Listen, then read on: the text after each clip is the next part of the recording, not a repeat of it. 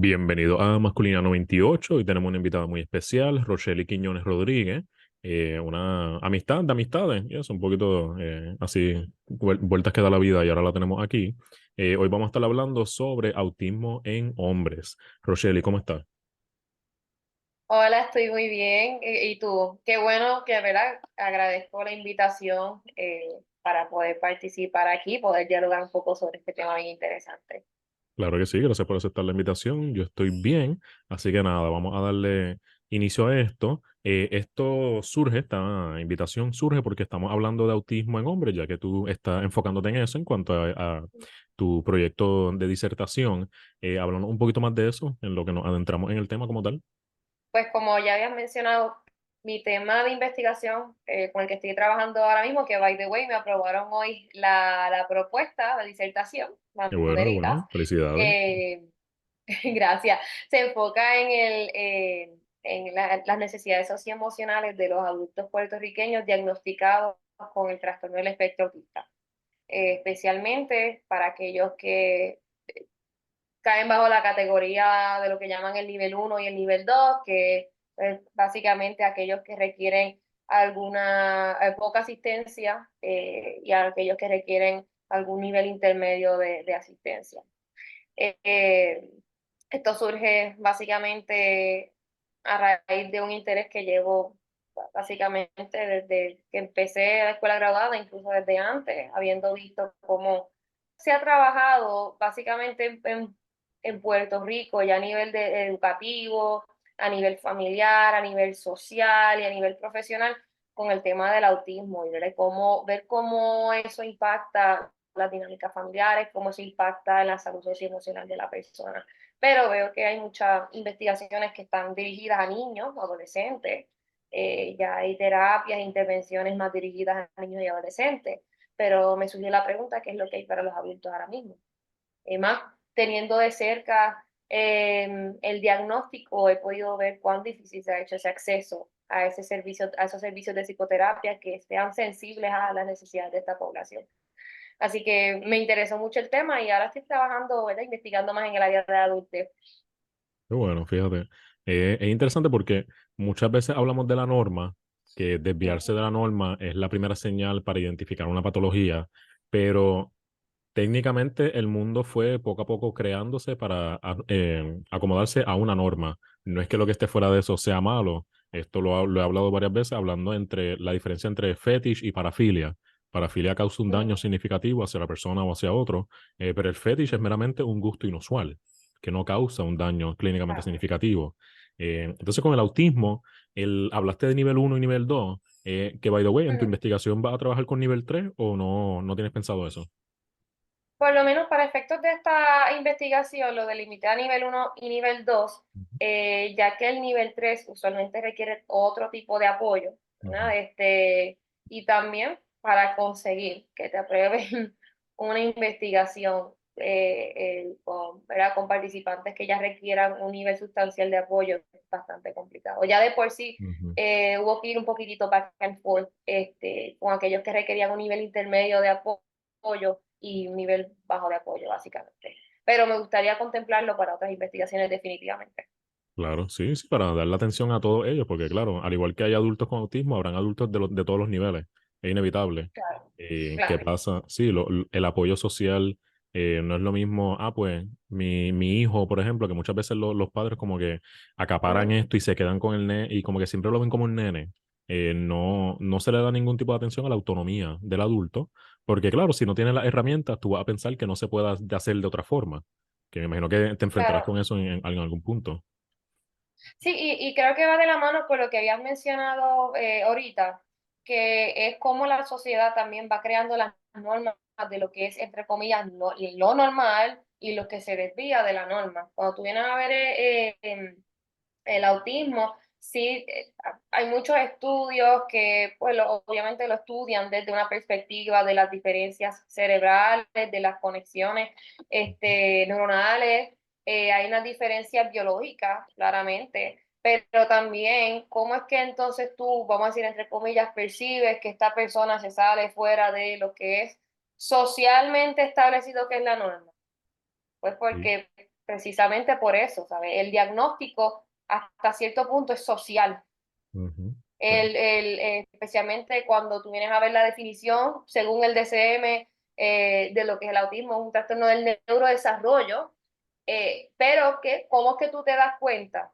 Pues básicamente por estas limitaciones, entre comillas, uso la palabra limitaciones con cuidado, por si acaso, pero estas dificultades en las interacciones sociales, en la comunicación social, en vida independiente, lo que llaman los intereses restringidos, los comportamientos repetitivos.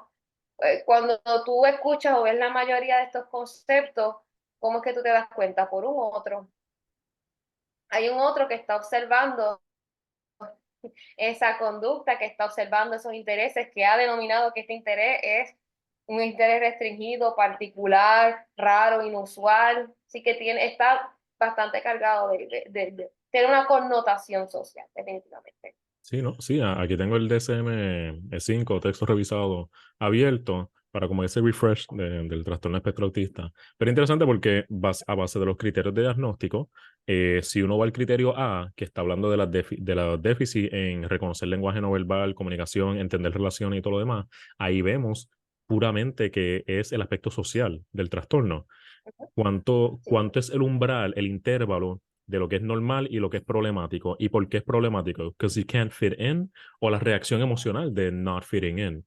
Básicamente, siendo seres sociales, claro, vamos a querer ser aceptados e interactuar con otra gente, pero volvemos a ese aspecto social, porque cuando vemos, contraste, no contraste, pero a la par con esto, el criterio B, ahí entramos en los mecanismos restrictivos, los comportamientos repetitivos, las fijaciones, y también, bien importante, la hiper o hiposensibilidad sensorial de las personas, que son muchas veces no se considera tanto. O sea, yo tengo no tengo, bueno, conocí un caballero, él era guardia de seguridad en la universidad, el primer año que yo estuve ahí, entonces él por el lado, para ganar ingreso adicional, era barbero, pero ¿qué pasa? Él le daba recortes a niños con autismo y tenía bien consciente eso de la hipersensibilidad a la sensorial, porque de la forma que tú la hablabas, te acercaba, el movimiento que hacías con la máquina de recortar, todo eso era bien específico para no alterar tanto a las personas. Y yo lo escuché, yo como que eso es algo que nunca hubiese considerado, pero honestamente sí, algo bien importante, claro, que uno quiere verse bien y estar recortado y todo lo demás. No, no tienes por qué sacrificar tu higiene o tu apariencia o lo que sea, o querer verte, ese deseo de querer verte lindo, entre comillas, porque tienes un trastorno de neurodesarrollo, porque la sociedad quiere imponer esto de que pues no puedes tener atracción sexual, no puedes tener relaciones románticas, no puedes tener relaciones sociales fuera de lo que son bien controlados, porque es para protegerte, entre comillas, que sí, genuinamente puede ser para proteger, pero ¿cuánto es protección? ¿Cuánto es limitación? ¿Entiendes? Pero sí, me es bien interesante. No, no un trastorno al que yo me dedico, pero sí siempre me es interesante cuando hablo con gente que sí sabe del trastorno. Sí. Sí, pues, aquí tocaste varios puntos y gracias por mencionar también el aspecto sensorial. Ujú, Eh, cuando te pones a ver, ¿verdad? Del aspecto sensorial, el hecho de que hay una manera en que como barbero hace un approach para recortar al niño sin que obviamente, como llaman por ahí, se descompense por el aspecto sensorial que le es bien angustiante. ujú, Eso también trasládalo a los adultos, trasládalo a los adolescentes. Realmente los espacios en los que estamos son inclusivos para esta persona, le estamos facilitando la inclusión en las comunidades. Eh, Muchas veces cuando escucho a personas que desconocen sobre el autismo, hablar del autismo, usualmente tienen esta óptica de que nosotros vamos a cambiarlos a ellos y de que ellos se tienen que adaptar a nosotros, ujú, sin realmente entender vamos a decir, la base de lo que es el autismo. ¿Verdad? Sí, obviamente utilizamos terapias que ayudan a desarrollar destrezas sociales, que ayudan a desarrollar una mayor introspección, manejo emocional en beneficio de la persona con este diagnóstico, pero a la misma vez que nosotros estamos haciendo para también, como dicen, meet you in the middle, ujú. para comprender eh, el diagnóstico y para incluir a estas personas también.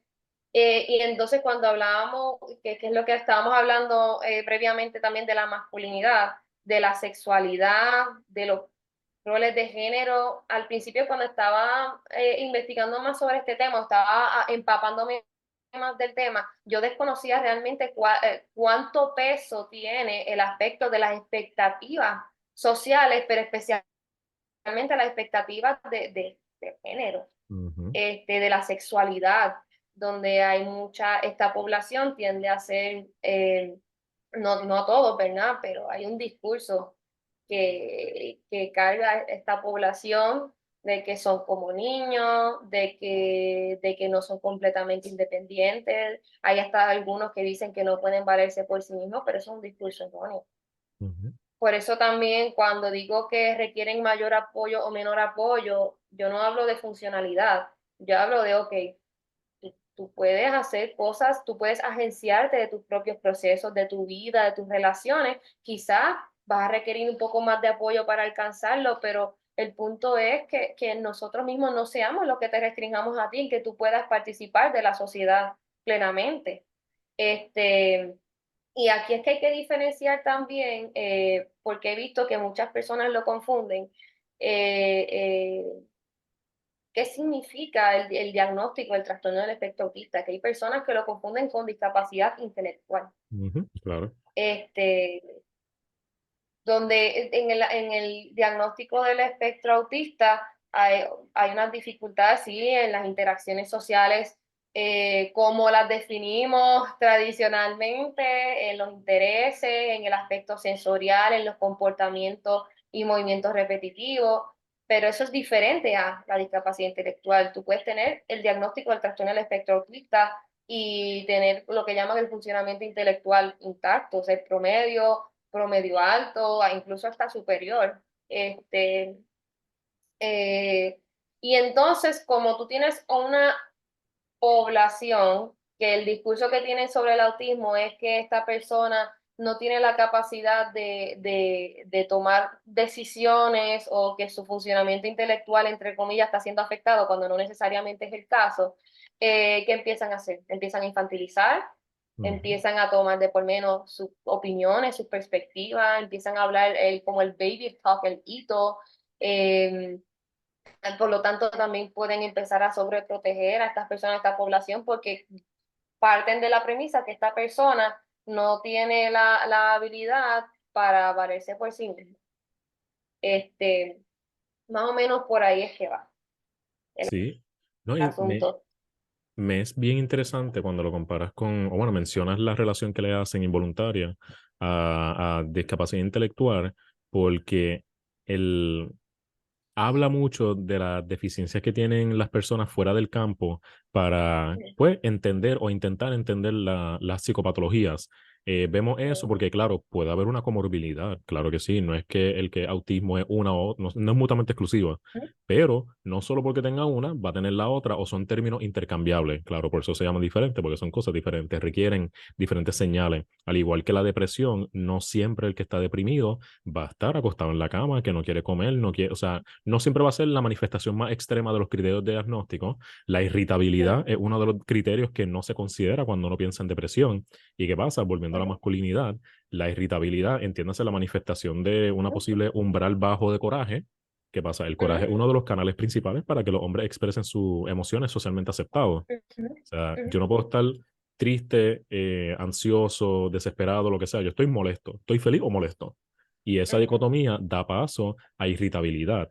Y pues uno uno siempre ve como que, ah, pues, boys being boys, pero ¿qué pasa? Y si hay algo detrás de eso, pues son cosas que hay que considerar. También esto de que el mundo no, como que el mundo excluye básicamente a personas con autismo. Por ejemplo, con lo de personas con diversidad funcional física, vemos que el mundo fue diseñado con escaleras que no siempre van a favorecer una persona que esté en una silla de rueda, por ejemplo. Pero ¿qué pasa? Uno hace la de esto, la rampa por el lado y ya, both of them are happy. Hace el botoncito para poder abrir la puerta o puerta automática.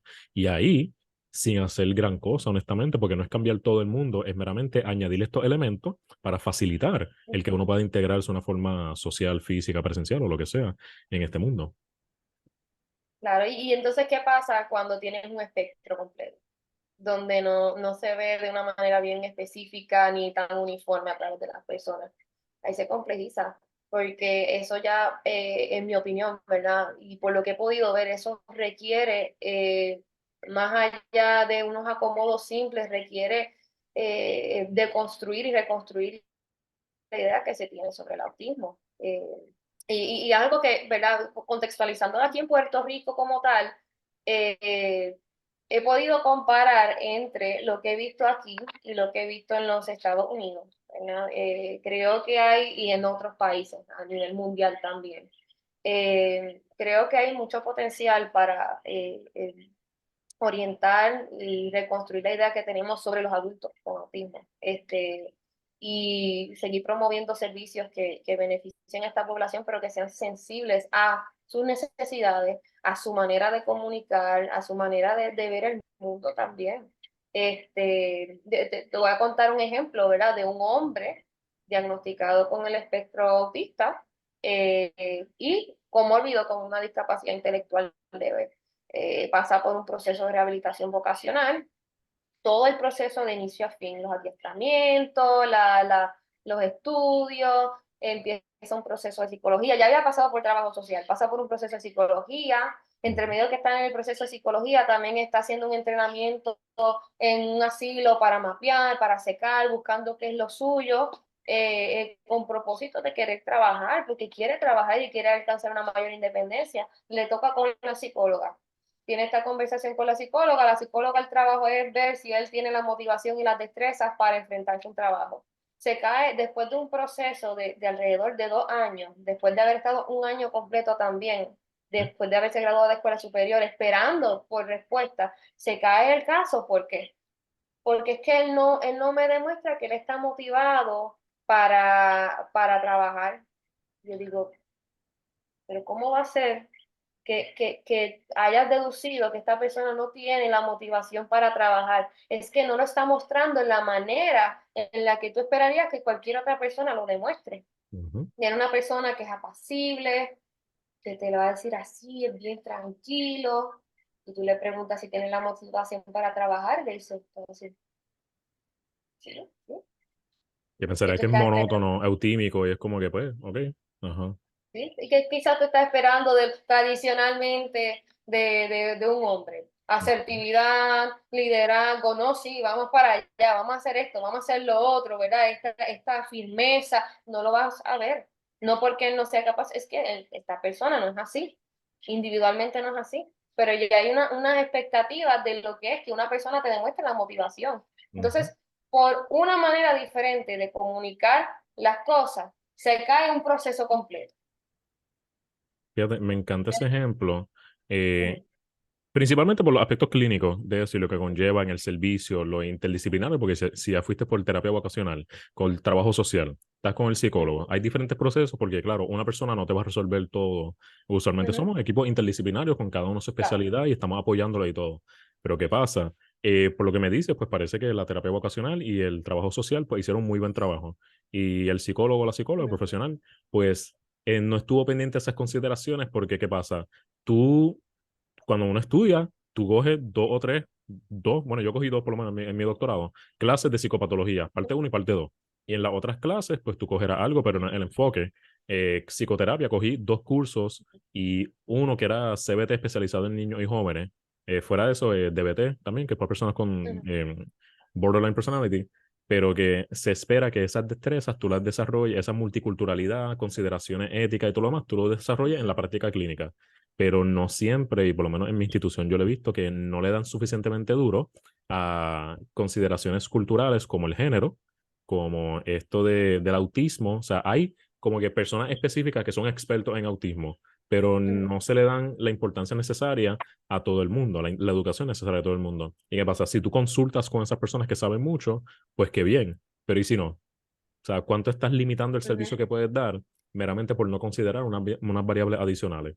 Entonces, centrándolo en lo de género también, que me encantó el ejemplo que diste, sí, en las ideologías de masculinidad tradicional, a esto que le llamamos el hombre tradicional, el macho alfa, pecho peludo, toda esa vaina, eh, ujú. sí vemos lo que es asertividad, agresividad, hipersexualidad, autosuficiencia excesiva, competitividad, antifeminidad, homofobia. Son diferentes pilares de lo que conlleva la masculinidad hegemónica, que es lo que comúnmente vemos como masculinidad tóxica o machismo. ¿Y qué pasa?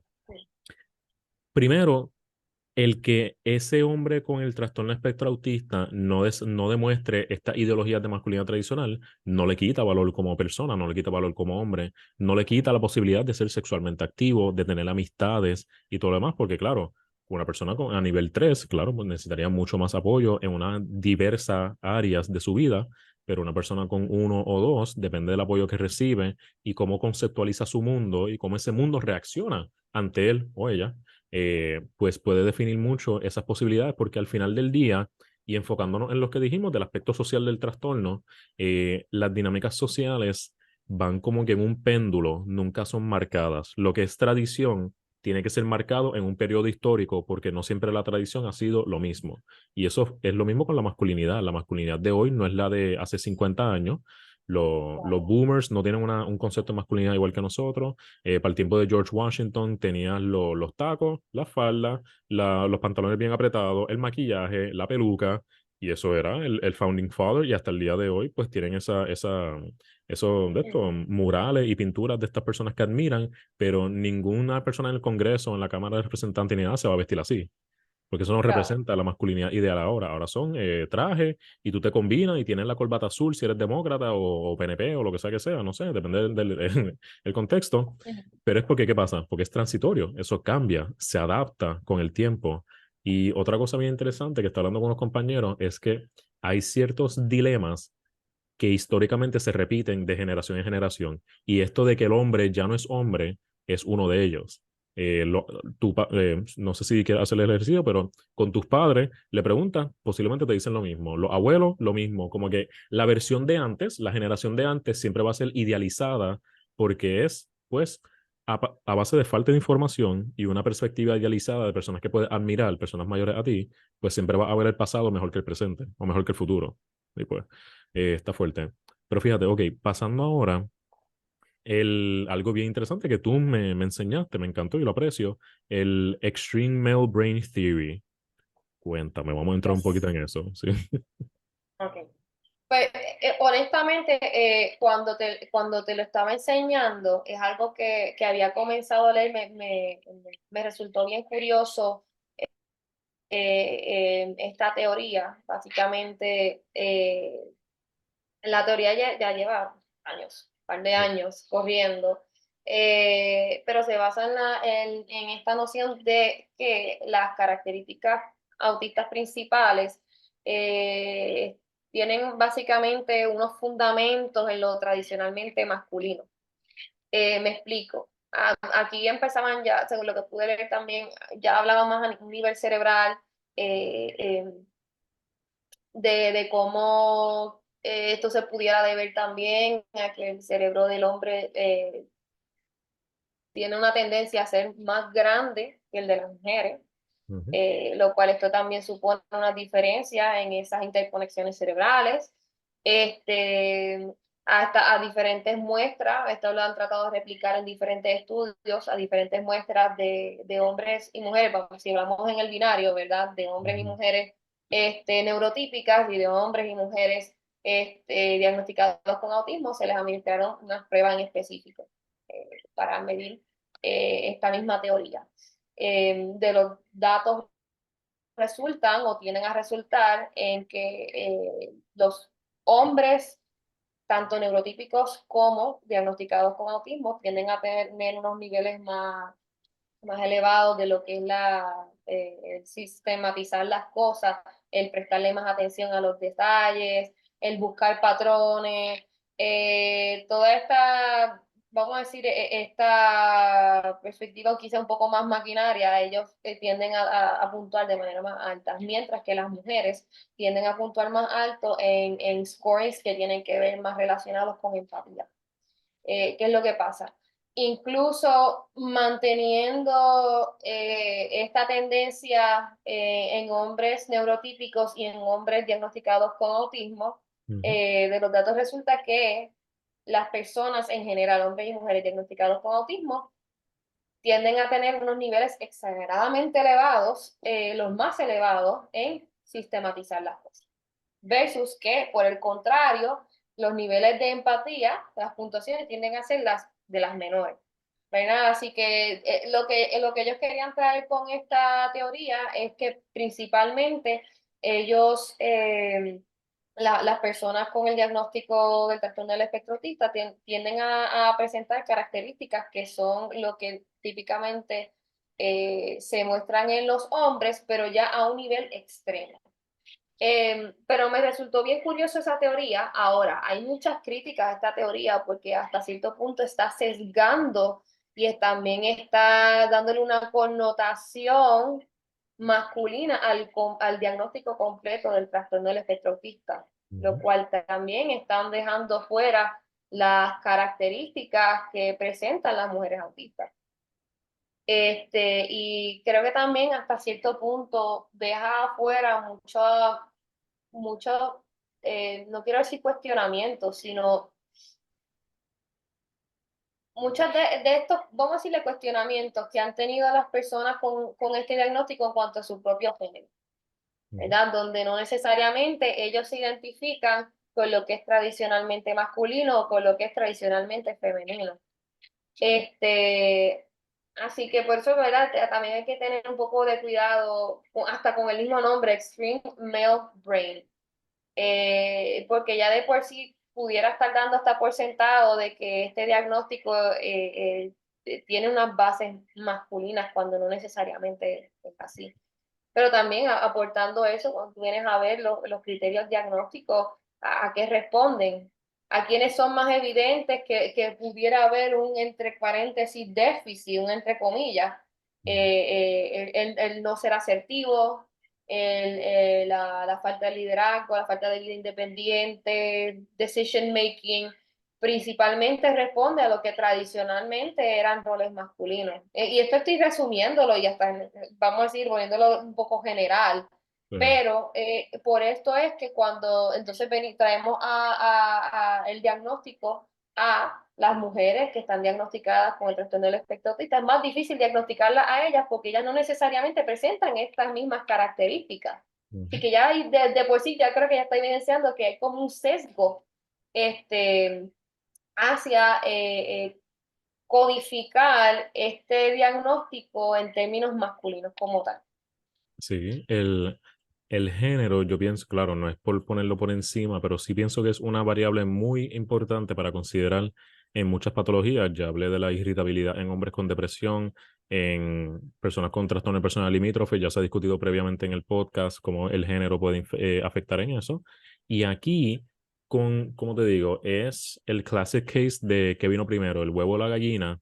O sea, los hombres están predispuestos, es innato, es en su diseño el que sean de cierta forma y por ende surge lo del Extreme Male Brain Theory, o sea, ese espectro de a un lado tienen lo emocional femenino, al otro lado tienen lo sistemático o lo de patrón masculino, cómo eso puede desviarse a que personas que tienen la narrativa de que los hombres son lógicos, las mujeres son emocionales, digan, ah, mira, pero mira esta teoría, pues entonces llegan a conclusiones erróneas, se van con esa narrativa y dicen, bueno, pues las mujeres son emocionales, por ende no pueden tener posiciones de poder, no pueden abrir cuentas bancarias sin la autorización del hombre, que eso pasó eso era así desde el siglo pasado, en el siglo pasado, pero es que son muy emocionales, no pueden trabajar con eso. Ahí entra lo de que cualquier problema femenino es histeria. O sea, ¿cuántos médicos europeos blancos que dominaban la medicina el siglo pasado y antes todo lo demás que era como que esto es histeria y ya, y algún medicamento, algún remedio o simplemente invalidar las dinámicas por las cuales están pasando? Eh, Hubo muchos cambios científicos del siglo pasado hacia acá sobre cómo estudiar medicina en hombre y mujer, no solamente en hombre, cómo estudiar el trastorno en hombre y mujer, y entonces considerar más eso de la masculinidad y la feminidad, que claro, una cosa es ser hombre, otra cosa es ser masculino. Ser hombre es como que el canvas en blanco de lo que tú eres cuando te identificas o naciste con ese sexo asignado. Bien, todo lo demás que se le añade a eso puede tener influencia biológica. obviamente nos basamos en la psicología, nos basamos en un modelo biopsicosocial. No es que tengan la misma importancia, pero tienen importancia y puede fluctuar dependiendo del contexto, la importancia que tienen. Las mujeres en promedio tienen un cuerpo calloso con más fibra que el hombre. Eso permite ciertas conductas. Los hombres tienen un nivel más alto de testosterona que las mujeres en promedio, que eso permite una predisposición a ciertas conductas, pero claro, si todos actuáramos en instinto, pues el mundo sería un desastre. Nosotros aprendemos a canalizar o manejar esos instintos. Eso no puedes decir, es que esto es lo otro porque son así. No, no, uno aprende a comportarse en la sociedad. Pero ¿qué pasa? Eso sí, ese aprender a comportarse en la sociedad siempre viene con unos cracks. Y ahí vemos, en el caso de autismo, cómo esos cracks pueden dar paso a patologizar ciertas conductas que a lo mejor es meramente que te desvías. Como que una vez sin llegar al umbral clínicamente significativo de diferencias neurológicas y todo lo demás, porque claro, ya hay una evidencia de unas cosas. Cuando es más nivel uno, más casi nivel uno, más no estoy seguro que hay aquí, pues ahí vemos que pueden ser bueno, cracks, cráteres, lo que sea, en en el desarrollo de la conducta social y cómo eso puede permear en diferentes percepciones, como es la sexualidad, la masculinidad, la hombría, el autovalor que un hombre se le puede otorgar. Hombres con este trastorno, claro, este diagnóstico, con las mujeres tendrán sus propias experiencias también, que también entrando en eso, la televisión, o sea, cómo la televisión o las películas portray personas con autismo, específicamente como lo hacen en mujeres versus en hombres. ¿Qué tú me dices de eso? Pues mira, muy interesante ese tema. Ya tú sabes los clásicos cuando hablamos del tema de autismo. El primero que a mí se me viene a la mente, quizás para ti es otro, pero para mí es Rain Man. También está el de Big Bang Theory. Sheldon Se Cooper, me olvida yeah. el nombre de él, Sheldon Cooper. Tienes también El Good el Doctor, creo que. típico, el del Good Doctor. Eh, Cuando tú vienes a ver estos personajes, por lo menos de lo que he podido ver de ellos, no he visto todas estas series, pero he visto algunas de ellas, algunas películas también relacionadas al tema. Raymar es de Tienen, Community, ¿verdad? ¿Perdón? Raymar es de Community, o no sé, Abed, no, olvídate. Pero ese otro que tiene autismo. Ajá, continúa, sorry. Ok, sí. Pues no te preocupes. Ya tú puedes ver que hay como una idea bien marcada de lo que es el autismo, Ujú, ¿verdad? Vamos a usar Rainman, por ejemplo, que tenía una mente brillante para unas cosas y hasta el casino se lo llevaba, va a ganar ese chavo. Pero por otro lado, tú podías ver esa incomodidad que él sentía en ciertos espacios sociales, esa dificultad que quizá él podía experimentar al hacer acercamientos sociales con otros. De ujú, momento tienes a Sheldon Cooper, que obviamente es un genio, pero también te lo presenta como una persona quirky, que tiene su espacio en el mueble, y este es mi espacio en el mueble. Este, Me acuerdo el de Atypical, que también tenía como un interés bien particular por los pingüinos. ok. Entonces, tú ves este portrayal que tienen y hasta cierto punto, pues aquí sí, they portray them como unos personajes que son brillantes, que tienen su excepcionalidad en una área, pero por otro lado tienen otras series que quería también traer, estas quizás, no sé si las conozcas mucho, que son unas coreanas, en La de la Attorney abogada. Woo, la de la abogada. Ahí sale ¿verdad? La protagonista es una mujer diagnosticada con trastorno del espectro autista, Ujú, pero también ella atiende un cliente varón diagnosticado con el trastorno del espectro autista, pero entonces a él, básicamente su diagnóstico era uno en el cual él requería un nivel mayor de apoyo, entonces tú podías ver también que él tenía este interés bien particular con los pingüinos, con la música, tenía unas dificultades para comunicarse de manera verbalmente.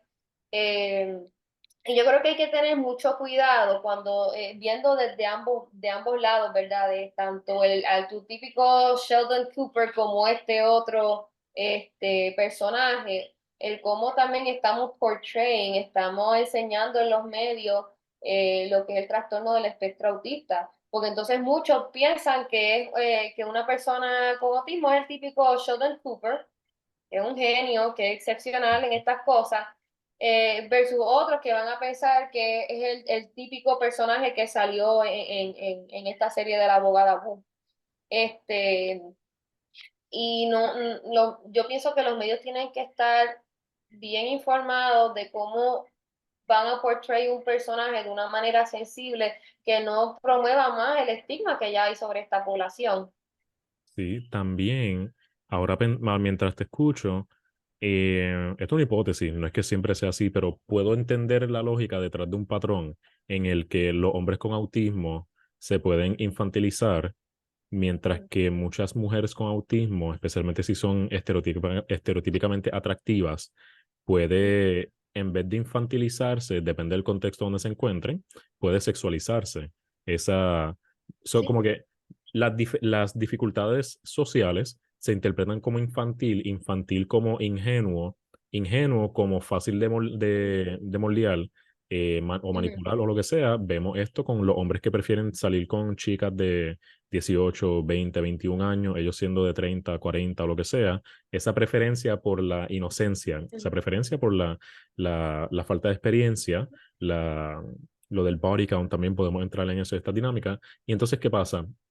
Mientras un lado, sí, esto sería una hipótesis que a mí me encantaría estudiar, pero sí como, porque en promedio yo veo que es como que o son genios o son infantiles.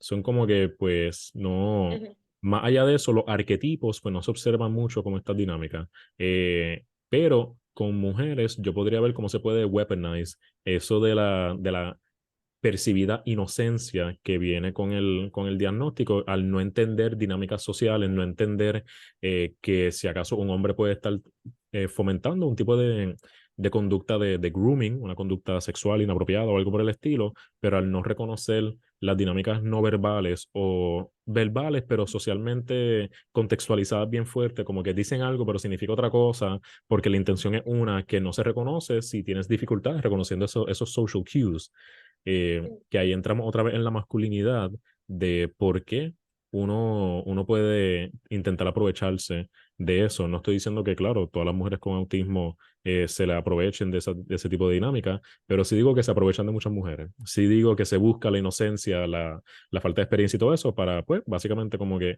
bueno, hay un montón de términos despectivos horribles que dicen, dejar la huella, ese tipo de cosas, no voy a decir cosas más feas que eso. Pero sí, son cosas que también hay que estar pendiente. Yo entendería cuando estamos hablando de esto de la masculinidad, porque, claro, estamos hablando de hombres con autismo, pero también como hombres, bueno, neurotípicos, mejor dicho, iba a decir normales, pero normales con unos asteriscos gigantescos, o unos air quotes. Pero sí, cómo los hombres neurotípicos pueden reaccionar ante mujeres con autismo, ante mujeres con diferente, algún tipo de diagnóstico o algo así, que se vea como es que no sé, o sea, suena mal, pero es que realmente se observa hoy en día, se observa como muchos hombres intentan aprovecharse por este tipo de dinámica. Eh, pero sí, fue una hipótesis que me vino a la mente mientras te escuchaba hablar de esto. ¿Sí? ¿Qué tú piensas? Pues, y aquí yo siempre trato de hacer este gran paréntesis, ¿verdad? De también de volver eh, a las características diagnósticas del autismo, ¿verdad? Ujú, Eh, eh, de qué es lo que realmente se ve afectado cuando uno tiene este diagnóstico, ¿verdad? Y sí, parte de aquello que se puede haber afectado, las habilidades que se pueden ver afectadas, por ejemplo, el reconocer claves sociales, el reconocer intenciones puede estar afectado. Claro, siempre aquí hay que tread lightly, como dicen, el tener cuidado de no generalizarlo, ¿verdad? Hacia todas, pero sí es algo que se puede ver afectado. Sin ujú, embargo, creo que con o sin el diagnóstico, la tendencia que pudiera verse en la sociedad es no digo preferir, pero también el ver estos hombres que prefieren, como bien menciona, estas mujeres apacibles, estas mujeres inocentes, ya de por sí, hablando de mujeres en manera general, ujú, que sean suaves, que sean cálidas, pero que al mismo Exacto. tiempo sean quirky hasta cierto punto. Ujú, Y definitivamente ya de por sí pueden buscar aprovecharse. Ahora con las mujeres también hay otro issue, las mujeres diagnosticadas con autismo. ujú, Y es que como no, sus características diagnósticas no se presentan necesariamente de la misma manera que el de los hombres, ujú. tienden a invalidarle mucho el diagnóstico. Sí.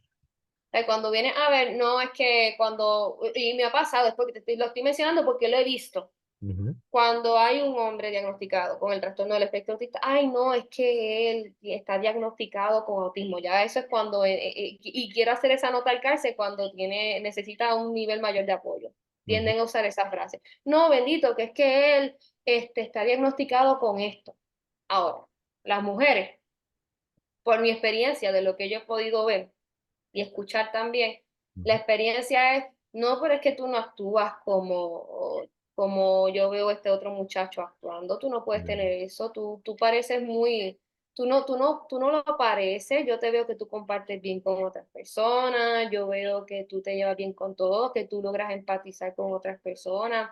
ujú, Oye, el tipo de trabajo que tú llevas es uno que requiere que tú socialices mucho. Yo no te veo como estas otras personas y como estas otras características, pero ujú. esto es porque hay unas expectativas diferentes para las mujeres también. Sí. ¿Cuál es la expectativa que hay de las mujeres típicamente en la sociedad? Que sean calmadas, que participen, pero que mantengan su lugar, sumiso, todo lo demás. Ajá. Sumisa, que empaticen con otras personas, que mantengan una imagen Más receptiva típicamente que femenina, agresiva. Ajá. receptiva. Y cuando estaba leyendo sobre este mismo tema, ¿verdad? Porque son dos caras de una misma moneda, cuando vienes a ver qué es lo que entonces, a qué recurren muchas mujeres diagnosticadas en el espectro autista, al camuflaje. Ujú, Ellas empiezan a observar eh, las dinámicas, las conductas sociales de otras mujeres que son neurotípicas, empiezan a imitar, empiezan a crear su libreto social, porque ya van internalizando que lo que se espera de mí, las expectativas altas que hay sobre lo que yo hago, es que yo actúe como esta mujer que responde emocionalmente a otras personas, que socialice, que sea amable, que sea de esta manera, que sea outgoing.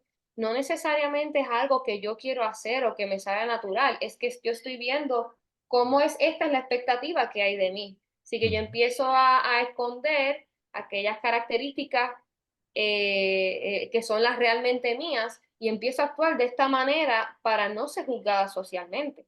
ujú, O sea, ahí es que viene también esa importancia, como había mencionado antes, también de considerar el aspecto del género ujú, cuando estamos hablando de este diagnóstico. Y cómo entonces las expectativas pueden verse diferentes para las mujeres diagnosticadas con autismo como para los hombres diagnosticados con autismo. Tengo que, ¿verdad? Que decir que en este punto ¿verdad? De los estudios como tal, no, he tenido la oportunidad de atender personas dentro del espectro, tanto lo que es female born como male born también. Este, pero las diferencias que yo sí he podido ver, por lo menos en mi caso, en mi experiencia, sin ujú, generalizarlo, es que para las mujeres tiende a haber unas expectativas mayores de que pueda comportarse como una persona neurotípica que ujú. para los hombres diagnosticados con este trastorno. Y eso también me pone a mí a pensar cuáles son las implicaciones que tiene sobre cómo entonces se le están atendiendo las necesidades a los hombres diagnosticados con el trastorno versus también cómo se le están atendiendo las necesidades que tienen las mujeres diagnosticadas con este trastorno. Sí, inevitablemente hay que, o sea, dentro de todo lo que hay que considerar, género tiene que ser una de esas variables que se consideran al momento de ofrecer el apoyo, porque esto no es un one size fits all. En verdad que con nada en el campo de la salud mental es un one size fits all. Hay tanta individualidad, variables extrañas que uno no considera, contextos culturales, sociales, económicos, políticos, idealísticos, religiosos, que uno tiene que considerar inevitablemente. Por eso es que es tan importante las conceptualizaciones de caso, los diferentes adiestramientos en diferentes modelos terapéuticos, la capacidad de generar un modelo integrativo de terapia, que no es meter todo a lo loco, tú tienes que justificar por qué estás usando uno o el otro, la investigación que da paso a nuevos modelos terapéuticos, algo, un CBT interpersonal centrado en personas con autismo, con ejercicios de atención plena, ese tipo de cosas, como que ir viendo más allá de que así es que se trata cuando se ve esto y lo otro, pero ¿qué pasa si no se ve eso? ¿Qué pasa si lo tratas con algo que pensabas que funciona? No funciona. O sea, ¿qué pasa si la Claro, sociedad evoluciona y con eso evolucionan los síntomas? Por ende, tienes que adaptarte inevitablemente. Pero fíjate, claro. ahora para cerrar el episodio, que hemos estado en una conversación bien buena, porque tengo que preparar el pollo que tengo congelando ahí. Eh, iba a preguntarte qué consejo le darías a hombres con autismo, pero siento que somos outsiders y a la misma vez podría caer dentro de lo que serían dinámicas de consejo desde la perspectiva clínica y tampoco quiero que entremos en algo muy clínico porque esto no, o sea, claro, eres estudiante, no tienes licencia, aunque tienes práctica supervisada y todo lo demás, pero quería pensar más en cuanto a lo que somos insiders, o sea, personas que tú le dirías a aquellos hombres o mujeres que intentan o tienen como propósito apoyar a personas que tienen este trastorno, este diagnóstico. ¿Qué tú les dirías? Okay. Como familiar, como amiga, Ujú, como compañera de personas que conozco que están diagnosticadas con el trastorno del espectro autista, ujú, este, algo que yo sí les quiero dejar y que he podido ver, ¿verdad? Yo no voy a hablar no quería hablar como estudiante de psicología, pero es que también me llega, ¿sabes? ujú, Me ha llegado las historias que me han contado, las historias que personalmente me han contado amistades, familiares, eh, me han hecho entender la importancia que es la validación emocional, el que puedas sentarte y escuchar a la persona y no invalidar sus emociones. Creo que nos hemos eh, enfocado tanto desde que son niños a querer decir, corrijan esta conducta, ayúdanlo a que se adapte al entorno, pero ¿dónde está esa validación emocional? Con eso yo me he quedado. Y he podido ver la frustración y la repetición de que a mí no ujú, entienden cómo me siento. Yo diría que trátalo como cualquier otra persona, porque hay personas que ponen en una cajita a las personas diagnosticadas con el espectro autista porque realmente no comprenden que esta persona es más allá que un diagnóstico. Y ujú, yo diría, siéntate, habla como su pana, habla como su hermana, como su hermano, como su madre, como su padre. Habla, busca entender, busca tener este lenguaje en común. ujú, Y también no seas tú la persona que limite a esta otra persona, no seas tú la persona que lo limite. Yo creo que todas las personas tenemos una capacidad para alcanzar lo que nos propongamos si tenemos el apoyo necesario. ujú. Así que escucha a la persona y no seas tú la persona que determine que puede o no puede hacer algo, sino que ayúdalo y apóyalo a buscar los recursos necesarios para que pueda alcanzar sus metas y vivir plenamente e insertarse en la comunidad. Eso es lo que yo pudiera decir. Excelente, me encanta. Y sí, porque volvemos a salir de la norma y crear verdaderamente un mundo en que puedan acomodarse personas de diferentes contextos y capacidades, porque claro, uno puede ser más capaz o menos capaz en una cosa, pero eso no define que será así en todo, al igual que por ejemplo las pruebas de inteligencia. Eso, si tú sales alto, tienes un coeficiente intelectual que bueno, lo tienes alto en esas tareas. Eso no siempre se Sí, traslada bien a todo en la vida. Eh, claro. Ajá, había un meme que había visto hace tiempo que era como que tú no puedes medir la capacidad de un pez para trepar un árbol, ¿me entiendes? Porque no es para lo que fue diseñado, creado. Y claro, eso es un pez que si el agua y todo lo demás, no es que seamos diseñados para algo, pero sí es que se debería evaluar a nuestras fortalezas y ayudarnos con esas áreas que tenemos que trabajar, a trabajarlas. no estigmatizarnos y limitarnos Claro. en este tipo de dinámicas. Pero sí, nada, con eso ya cerramos el episodio de hoy. Como siempre, quisiera decirles que este episodio no sustituye terapia. Si entiendan que necesiten estos servicios, por favor comuníquese con su plan médico o con cualquier otra persona que pueda ayudarlo a conseguir estos mismos servicios. Eh, Rochelle, mil gracias. Tienes una página de Instagram de contenido psicológico si quieres compartirla. Sí. Sí, yo estoy trabajando con mi página que se llama Paradoja Interior. Me encuentro en Facebook y también en Instagram. Perfecto. Pues nada, mano, mil gracias por aceptar la invitación y por tener esta conversación tan educativa, introspectiva e interesante. Ojalá se repita con otro tema o con el mismo y seguimos adentrándonos en esto. Así que nada, gracias por venir y gracias a los que estén escuchando. Sí, Gracias por invitarme. claro. Ya, estamos chilling, ese es tu primer podcast.